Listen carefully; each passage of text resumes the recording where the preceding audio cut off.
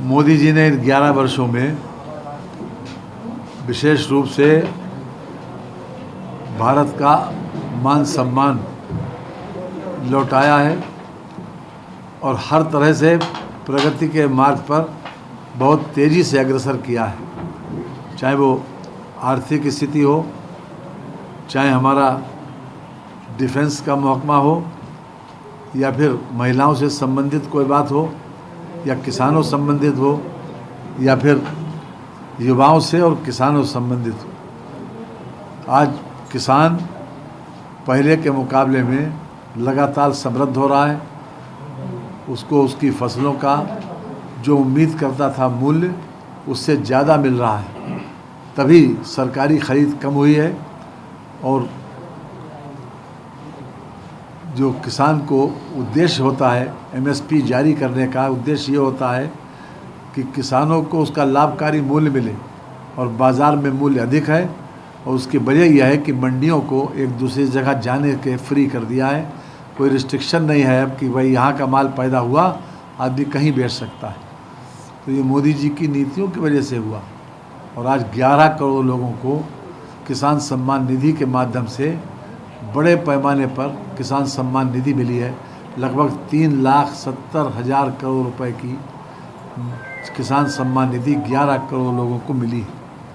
इसके साथ ही 1,75,000 करोड़ रुपया जो फसल बीमा योजना में जिन किसानों को नुकसान हुआ था, उनकी बीमित कृषि का, बीमित फसल का, उन लोगों को 1,75,000 करोड़ रुपया मिला है मुआवजे को। इसके साथ ही हमारा डिफेंस एक्सपोर्ट, जो हम हर बात के लिए पहले दूसरों पर निर्भर करते थे, आज मुझे खुशी है कि 23,500 करोड़ रुपए का एक्सपोर्ट 2024-25 में हुआ। ये हमारे लिए बहुत अच्छी खबर है कि भारत इक्विपमेंट्स के लिए, आर्म्स के लिए, एमुनिशंस के लिए हमेशा विदेशों के ऊपर निर्भर रहा है। लेकिन आज चाहे डिफेंस कॉरिडोर हो, हर तरह से डिफेंस के क्षेत्र में आत्मनिर्भर बनाना और दूसरे लोगों को भी अपने प्रोडक्ट्स को भेजना, ये भी हमारे लिए एक बहुत सुखद अनुभूति है।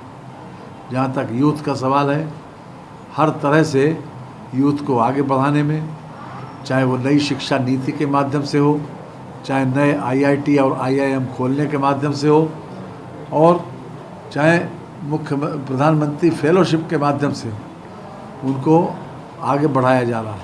आज 23 एम्स बन गए।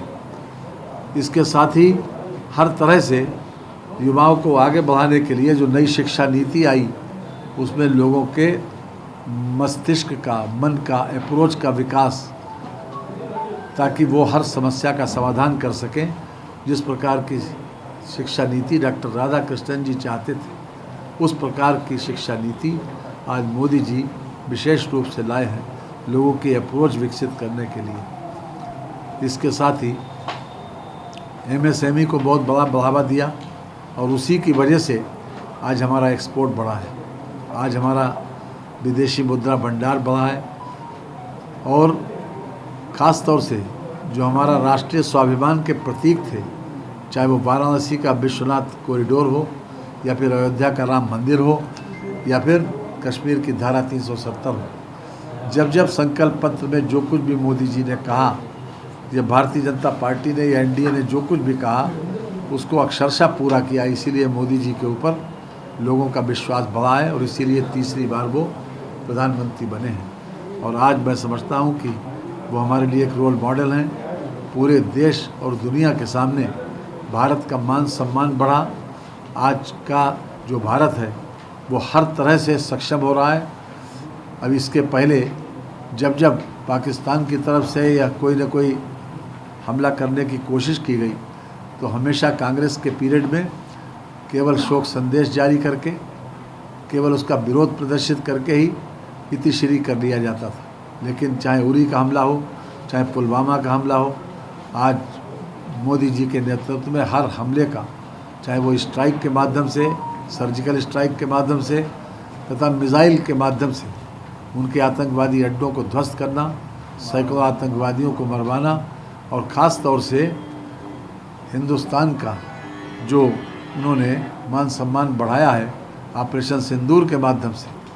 जिस प्रकार से सेना को खुली छूट दी उनको अपनी कार्रवाई करने का, उसी से आज ये संभव हुआ कि हमने पाकिस्तान में जो ऑक्युपाइड कश्मीर है उसके 4 स्थानों पर तथा 5 स्थानों पर पाकिस्तान के जहाँ पर प्रशिक्षण दिया जाता था आतंकवादियों को आतंकवाद का, उन अड्डों को ध्वस्त करने का काम किया है और 100 से ज़्यादा लोग ऑपरेशन सिंदूर के अंतर्गत उसमें मरवाए हैं। और अभी ऑपरेशन सिंदूर समाप्त नहीं हुआ, अभी लगातार जारी है। और जब कभी भी पाकिस्तान को इस प्रकार की हरकत करेगा तो उसका मुंह तो जवाब दिया जाएगा। लेकिन हिंदुस्तान ने किसी इनोसेंट को नुकसान नहीं पहुंचाया और न ही उनके सेना के ऊपर हमला किया।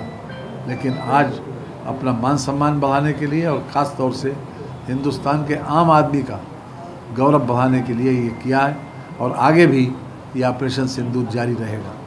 साथ ही साथ जो हमारी आर्थिक स्थिति है वो लगातार मजबूत हुई है। आज हिंदुस्तान दुनिया के, जो मोदी जी सत्ता में आए थे तब 11वें स्थान पर था, आज 4थे स्थान पर पहुंच गया।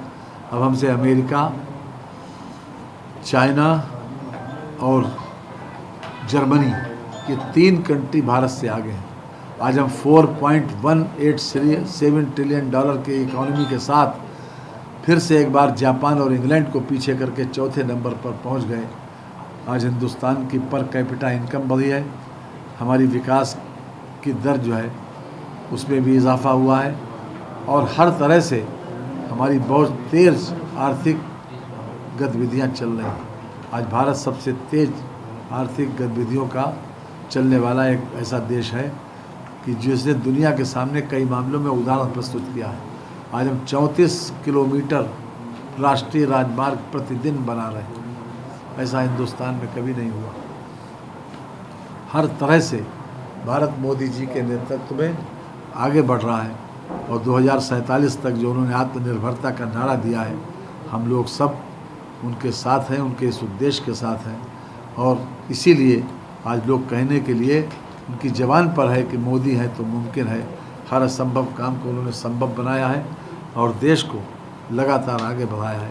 इन्हीं शब्दों के साथ हम मोदी जी को प्रणाम करते हैं। एनडीए के सभी घटकों को विशेष रूप से बधाई देते हैं कि उनके नेतृत्व में आज देश लगातार आगे बढ़ रहा है और विश्व की एक बहुत बड़ी ताकत बनने जा रहा है। धन्यवाद।